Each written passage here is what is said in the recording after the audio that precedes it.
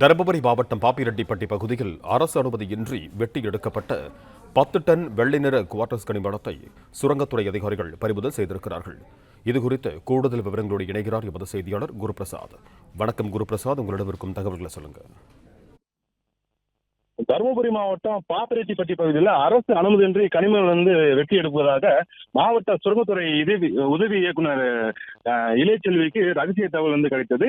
இதனையடுத்து தாதம்பட்டி பகுதியில் ஆய்வு மேற்கொண்டனர். அப்போது தாதம்பட்டி கிராமத்தைச் சேர்ந்த கார்மேகம் என்பவருக்கு சொந்தமான சுமார் 30.50 ஹெக்டேர் பட்டா நிலத்தில் உரிய அரசு அனுமதியின்றி திருட்டுத்தனமாக சில நாட்கள் வெள்ளை குவார்ட்ஸ் எனப்படும் கனிமத்தை நிலத்திலிருந்து தோண்டி எடுத்தது தெரிய வந்தது. மேலும் தோண்டி எடுக்கப்பட்ட கனிமத்தை வேறு இடத்திற்கு எடுத்து சென்று குவிக்கப்பட்டு வைத்திருந்தனர். இதனை அதிகாரிகள் கைப்பற்றி தருமபுரி மாவட்டம் பாப்பிரெட்டிப்பட்டி தாலுகா அலுவலகத்தில் குவித்து வருகின்றனர். இது குறித்து வருவாய்த்துறை அதிகாரிகள் கூறும்போது, அரூர் பாப்பிரெட்டி பகுதியில் வெள்ளை நிற குவார்ட்ஸ் படிவங்கள் மலைப்பகுதியில் கிடைக்கின்றது. இதன் மூலம் அலங்கார பொருட்கள், கைக்கடிகாரங்கள், கணினி அழகு சாதன பொருட்கள் மற்றும் மின் சாதனங்கள், கட்டுமான பொருட்கள் பயன்படுத்தப்படுவதாக என அதிகாரிகள் தெரிவித்தனர். மேலும் பட்டா நிலத்துல குறைந்தபட்சமாக 3 அடுக்கு மேல் எடுக்கப்படக்கூடாது.